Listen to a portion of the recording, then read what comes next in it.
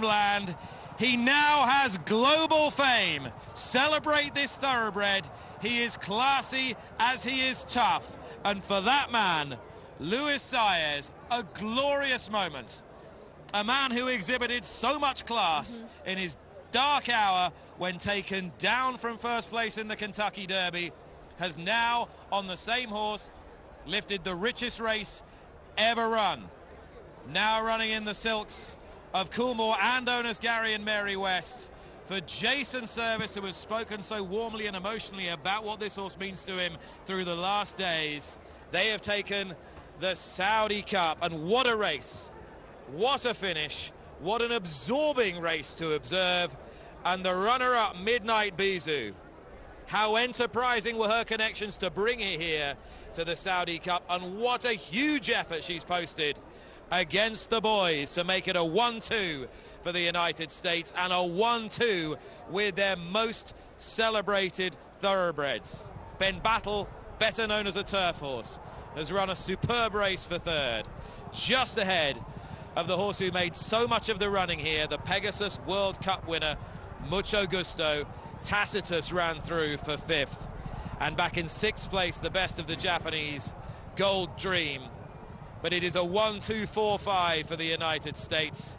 They have the best dirt horses, and this horse has shown such tenacity today, running in new silks, but the same maximum security that we saw shine so many times through 2019, and the same quality that earned him the Eclipse Award for champion 3-year-old male. What a phenomenal finish to a very special race. This was amazing. This is the boy. He come here, he show he's the best. Amazing. I can tell you how I feel. This is unbelievable. This is for Panama and USA. He's such a special horse. Just talk us through the race. Oh, he brakes so perfect. He took the first when we brake, he don't get the bridle like he used to, but it was okay. When we came to the stretch, he wanna win, he wanna fight. So the guy in front, he was carrying me out, like, you know, looking for me. But we pick inside and he fight. Hey, Mama, this is for you, Mama. I love you. No, follow me. Quickly, a clean sweep for the Americans. All the right horses were involved. Oh, this is for America. My family, my daughters, wives, all my people. Special for my mother in Panama, my dad, and my brother Juan. And he's here with me. Thank you. Very well done. Thank you. Guys, I'm standing right here with Jason Servis, who is just now getting to celebrate. Jason, can you put this into words right now? No, I can't. It's going to take a week to set in. Just all this is. I got to thank Gary West because he wanted to come, and I was kind of like this about it. But thank you, Gary, for listening. Jason, what about the trip here coming down the stretch? There was a lot going on. Oh man, IRAD had me all over the place. I mean, they should call him in the movies for that. That was unacceptable, I thought. Congratulations Thank here, you, Jason. Michelle. Thank you.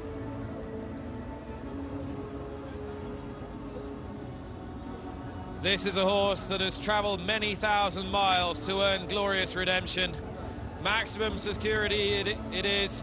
The horse that started life in a $16,000 claiming race has, little over a year later, won the world's most valuable horse race. $10 million first prize here. And Luis Saez, he said the horse had to do it differently. He didn't travel as sweetly as he had done last year. He was at him all the way, but he really delivered. He really dug in. He had to take a roundabout route up the straight. As Jason Servis said, Irad Ortiz on Mucho Gusto was ducking this way and that, but this time Maximum Security had to plot his own course and run gun barrel straight late in the piece to fend off the latest challenge that came from Midnight Bisou, with Ben Battle running through for third place. Well, Michelle, what a result.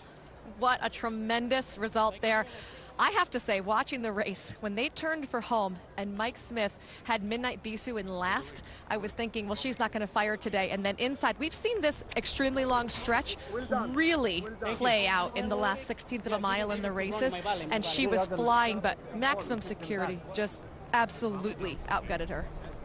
Look at this horse. He's barely turned a hair today. He's run his heart out. Will we next, I wonder, see him bid for an audacious, extraordinary, unlikely spring double in the Dubai World Cup? That's a conversation for another day.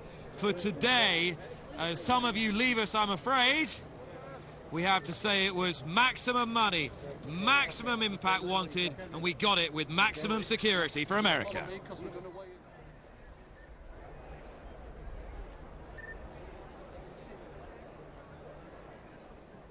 What a special moment for Luis Saez, and your heart goes out to Connections of Midnight Bisou, so near yet so far. You know, I think it was the plan all along to use this race, and if she ran well, they were going to consider leaving her here and heading straight to Dubai for the World Cup. I feel like the way she ran today, that has to still be the plan. Let's head down to Emma. She's with the rider of the third, Oisin Murphy. Yeah, Oisin, a cracking run by Ben Battle there. Huge. He jumped smart, but I didn't have the pace really to sit as handy as possibly we would have liked. In saying that, he had an inside trip kind of upsides the winner, so thrilled. They are phenomenal, these American horses, aren't they? Especially on this surface. It's the speed they go. Ben Battle normally travels unbelievably well in any race, so to be off the bit the whole way today really is testament to the gate speed and the quality of horses on show this evening. You'd have thought the World Cup would probably be next. I mean, he'd be right in line for that. Absolutely. He, you know, you don't have an easy race going that fast on dirt, but hopefully he comes out of this race well, and Saeed and Sheikh Mohammed will discuss the options. Lovely. Thanks, Oisin. Thanks, Emma. Oisin Murphy delighted with Ben Battle's run in third, but no one more delighted than that man there, Michelle. I remember watching him after the Kentucky Derby when it came down that they had taken his number down, and his face was like, okay, I accept it, and he didn't cause a big fuss, so you feel extra good for him. Someone that takes disappointment with such class deserves to have these great highs of racing. Really sensational there, especially going back to the ride that Irad Ortiz was kind of having mucho gusto try to intimidate this horse, and Maximum Security had to alter path 2 or 3 times, and he was still the best in the race. I'll give it to you later. It's easy enough to say you put $20 million on and you'll get all these horses. Yes, up to a point, but it still takes a leap of faith on the part of their connections, I think. Well, yeah, we're talking about a long ship over here. We're talking about a race that, even though we say it's well-timed because it's a month between races, a lot of the connections like to look for 5 and 6 weeks in between. So this would be a little tight for some of the U.S. connections. So for them to make that jump and then come to a track they've never been to. We've never had a race here. So it's definitely a big leap of faith. To take us through the early stages, and Luis Saez was just shunted a little wider than ideal by the horse to his inside, Gronkowski, Dettori in the white and green, and as Jason Service referenced, you can see how wide Irad Ortiz was taking mucho gusto. Yeah, Black he was pushing out Maximum Security. He wanted to kind of intimidate him. With Maximum Security being on the outside, that really gave him the upper hand to put pressure on mucho gusto. By Irad doing this, he's continuously floating out Maximum Security, but it's giving him the cleaner trip, so he floated him out into the turn there, making Maximum Security go extremely wide. So when you're talking about 2 horses that are equal, one horse is covering more ground, that's naturally going to put him at a disadvantage.